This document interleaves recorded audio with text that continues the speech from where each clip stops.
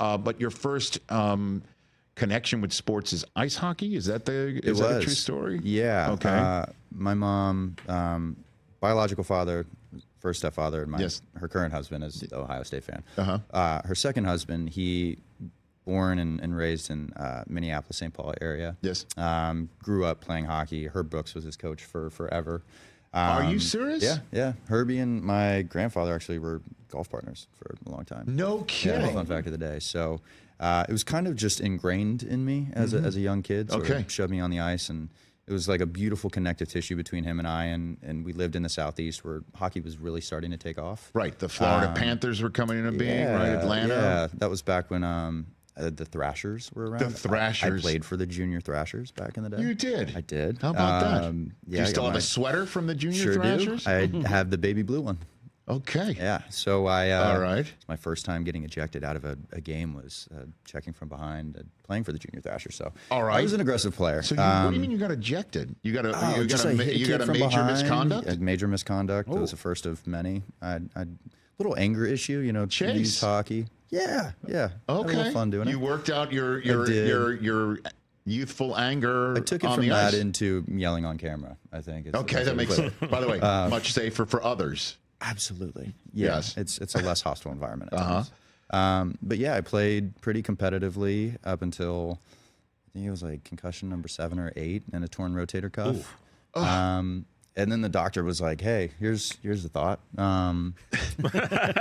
You can keep playing hockey, or you can remember the conversations with your grandkids." And I was like 17. Get out of here! Wow. I remember thinking like, that's such a heavy thought for a 17-year-old to have. Yeah. I'm going to quit hockey. Yeah. So I gave it up and sort of realigned and tried to figure out what was next. Well, when did you turn to acting then? Right then and there? No, so I had been doing television production in high school, and hilariously enough, my teacher was from Michigan. Okay. So he was a big hockey guy, and I took the class solely to sleep in because I would have practice till late and drive home, and he would give me the first 20 minutes of class to sleep in. Kid. And I was producing, so I was behind the camera, so I didn't really have to be present. So you could sleep in and just roll out of bed. Yeah, and I was like, all right, let's switch to the weather, roll it, pushing buttons that I didn't really know what was going on in the back. Nice. And, that's what our sound guy does anyway, so don't worry about it. That's what our audio executive pushing buttons, a couple levers here and there. Understood. We get it. And then one of the girls got sick, and I knew run a show, so they were like, you got to get on the desk. And I was like,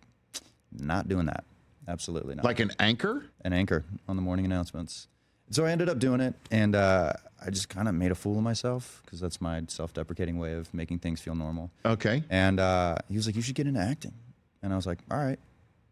I was living in Orlando, Florida at the time, so I don't really know how that operates. And I eventually found my way onto IMDb, and back in the day, they had back in the day, I make it sound like I'm talking about the 50s, but when I was in high school. You are 32 and having been around a while already. Yeah, I've been around the block. About it, man. But I got IMDb Pro, and they used to have all the agents' emails on IMDb Pro. I remember this. And so I'd made a business Gmail and claimed to be a manager, saying I've got this young kid from Orlando, Florida, who's got a great look and a lot of potential.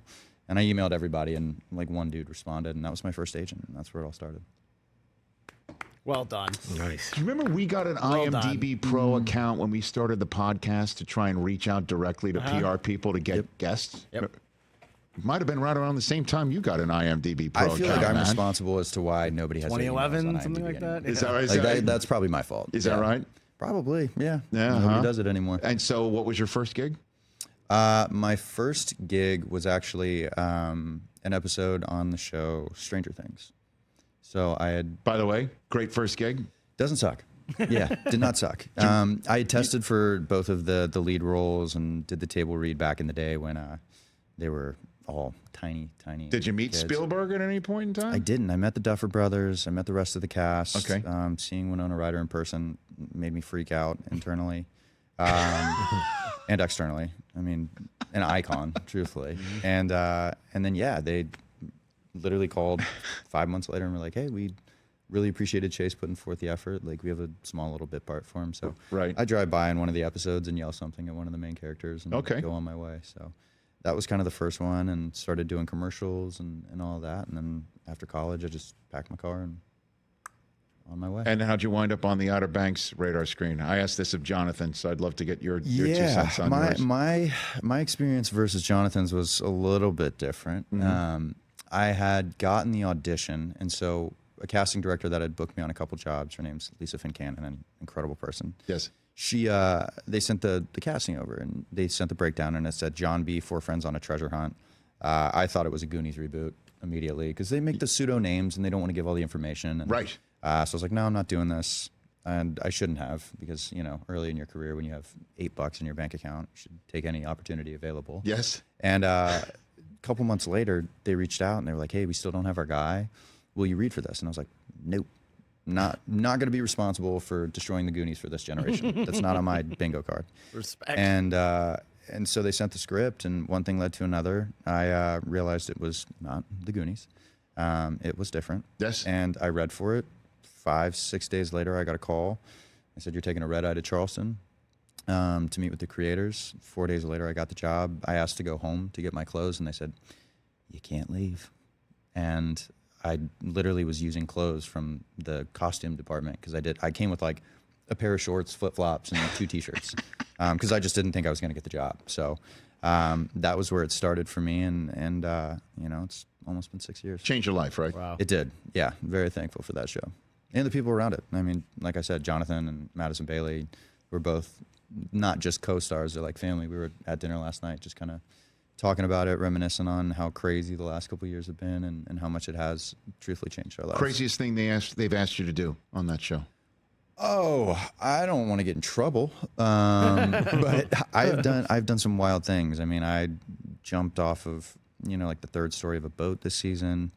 Speaking of concussions in ice hockey, I did get a concussion shooting Outer Banks. We were doing a scene, and I think it was the 2nd season, and a plane crashes, and we jump out of a plane. And yes.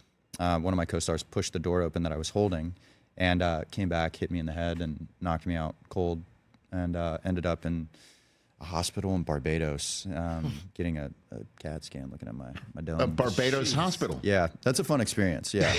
Wow. It's fun. Pretty fun. They had, all I remember is sitting there just entirely out of it, and they had a fish tank in the X-ray room, and I was like, how are these fish alive in an X-ray room? But yeah, Are they were X-ray thriving. fish, though? Isn't there such a thing as an X-ray fish? Made me feel at peace. So what's the plot point that you needed to have explained to you over the last few years where you're like, okay, wait a minute. That you get a script and you're like, wait a minute, this is what we're doing? Or like, what? I think every season, honestly. Like, come on now. We keep getting, well, I think the treasure hunt, like these kids are pretty incompetent, and they somehow find their way into these insane situations and then get out. So I think, when we get our scripts, we build as we go. So we don't get the entire season up front. Is that right? We get like a shell of an outline of the world that they're building. Why do they do that? I think because they see things as it happens. Okay. I think, our writers are really great about giving us the space to build within the script. And, that's just a product of working together for so long, and they trust us. So, you see this, like this last season, we went to Morocco and are going after this blue crown. And I'm like, how are we going to Morocco? Like, is this a real thing? How do we make this happen? And every year we do it. And it's just been a byproduct of a ton of hardworking people who will admittedly tell you it is the most difficult, physically demanding show they've ever done in the business. But it is also, in that same sentence, the most gratifying show that they have ever done. So it's awesome, man. Like it feels like a mountain that you look at and you're like, there's no way I'm ever going to get up there. But year after year, season after season, we do it. So I'm very excited to give it one last run and move on to hopefully ending the show and landing the plane. That's important to me. It's not how the plane takes off, it's how you land it. Well, let's just hope when the plane lands, the door doesn't hit you in the head. We don't need any more, man. Hopefully the landing gear is working. We don't need any more of that, Chase. None of it. I'm 32. Tell me, catch the Rich Eisen Show every single day on the Roku channel, 12 to 3 Eastern, for free.